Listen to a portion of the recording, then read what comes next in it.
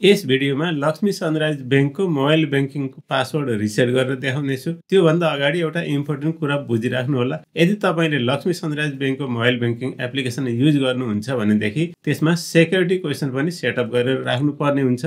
Security question setup नगरेको खण्डमा यदि तपाईले आफ्नो मोबाइल बैंकिङको पासवर्ड बिर्सिनु भयो भनेदेखि पासवर्ड रिसेट गर्ने बेलामा प्रब्लम हुन सक्छ।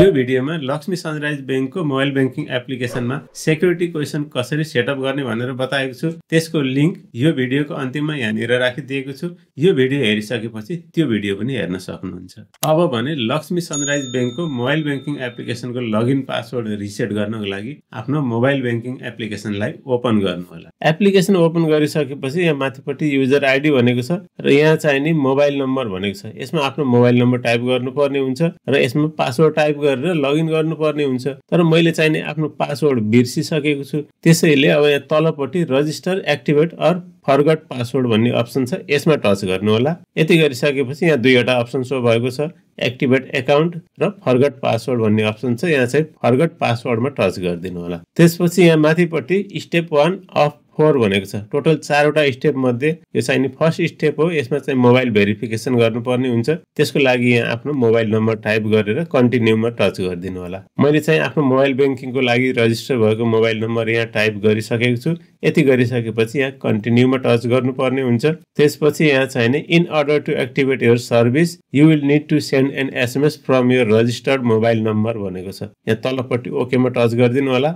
अब यहाँ चाहिँ मेसेजिङ एप्लिकेसन खुलेको छ र साथसाथै एउटा कोड पनि जेनेरेट भएको छ। यो कोडलाई आफ्नो मोबाइल बैंकिङका लागि रजिस्टर भएको मोबाइल नम्बरबाट सेन्ड गरिदिनु होला। यसमा पनि सेन्डमा टच गरिदिनुस्। Mobile number successfully validated, click back to mobile money app to proceed with activation भनेको छ। यहाँ तलपट्टि ब्याक बटनमा टच गरिदिनु होला। अब यहाँनिर we have sent you a OTP code to this number, please enter it below भनेको छ। त्यो मेसेजिङ एप्लिकेसनबाट त्यो ओटिपी कोडलाई ओपन गर्नु होला। Dear customer, your verification code for forgot password is यति भनेको छ, 760286 भनेको छ। यसलाई चाहिँ नि त्यो मोबाइल बैंकिङ एप्लिकेसनमा टाइप गर्नु होला, 760286 टाइप गरिसकेपछि कन्टिन्यूमा टच गरिदिनुस्। अब यहाँ चाहिँ enter your primary account number भनेको छ। आफ्नो बैंकको अकाउन्ट नम्बर यहाँ टाइप गर्नुपर्ने हुन्छ। अकाउन्ट नम्बर टाइप गरिसकेपछि यहाँ कन्टिन्यूमा टच गरिदिनुस्। माथिपट्टि यहाँ हेर्नुभयो भनेदेखि सेक्युरिटी क्वेशन भनेको छ। यहाँ तल चाहिँ सेक्युरिटी क्वेशन सोधेको छ, what was your childhood nickname भनेको छ। यो सेक्युरिटी क्वेशन चाहिँ आफूले पहिले नै सेट गरेको हुनुपर्छ आफ्नो मोबाइल बैंकिङ एप्लिकेसनमा। यदि तपाईले सेक्युरिटी क्वेशन सेट गर्नु भएको छैन भनेदेखि त्यस्तो अवस्थामा चाहिँ तपाईले पासवर्ड रिकभर गर्न खोज्दाखेरि, पासवर्ड रिसेट गर्न खोज्दाखेरि यस्तो खालको एरर शो गर्छ र जसमा चाहिँ तपाईले सेक्युरिटी क्वेशन सेटअप गर्नु भएको छैन। त्यसैले बैंक भिजिट गर्नुपर्छ भनेर भन्ने छ।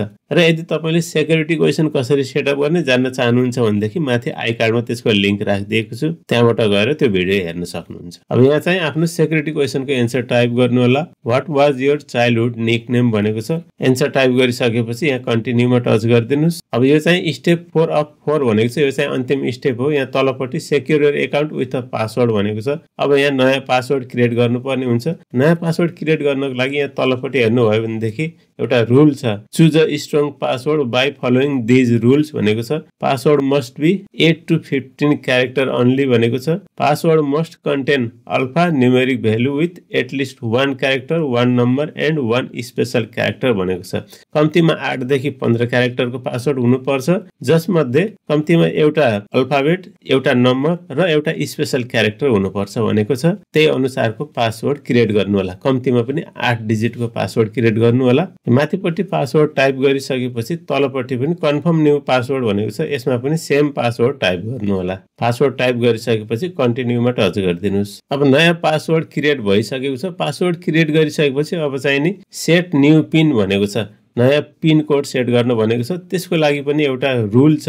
तलपट्टि हेर्नु भयो भनेदेखि choose a strong password by following these rule भनेको छ। तलपट्टि transaction PIN must be 4 digit भनेको छ। ट्रान्जेक्सन पिन 4 डिजिटको हुनुपर्छ भनेको छ। त्यो पनि खाली नम्बर मात्रै हुन्छ, अल्फाबेट हुँदैन। 4 डिजिटको नयाँ पिन क्रिएट गर्नु होला। कन्फर्म न्यू पिन भनेको छ, तल पनि सेम पिन टाइप गर्नु होला। यति गरिसकेपछि कन्टिन्यूमा टच गरिदिनुस्। पासवर्ड रिसेट सक्सेसफुल भनेको छ। You can now log in to your account भनेको छ। यहाँ तलपट्टि गो टु लगइनमा टच गरिदिनुस्। अब यहाँनिर भर्खर क्रिएट गरेको नयाँ पासवर्ड टाइप गर्नु होला। पासवर्ड टाइप गरिसकेपछि लगइनमा touch गरिदिनुस्। You can replace your login password with your device fingerprint भनेको छ। लगइन पिनको सट्टामा तपाईँले फिङ्गरप्रिन्ट युज गरेर एप्लिकेसनमा लगइन गर्न सक्नुहुन्छ। त्यो तपाईँले सेटअप गर्नुहुन्छ भनेर सोधेको छ। यहाँनिर सेटअप नाउमा टच गरिदिनुस्। त्यसपछि यहाँ फिङ्गरप्रिन्ट सेन्सरमा टच गरिदिनुस्। लगइन बायोमेट्रिक्स इनेबल्ड भनेको छ। अब यस्तै गरी ट्रान्जेक्सन सेटअप भनेको छ। You can replace your transaction pin with your device fingerprint, do you want to set it up now भनेको छ। ट्रान्जेक्सन पिनको सट्टामा पनि फिङ्गरप्रिन्ट सेट गर्न सक्नुहुन्छ। त्यसको लागि सेटअप नाउमा टच गरिदिनुस्।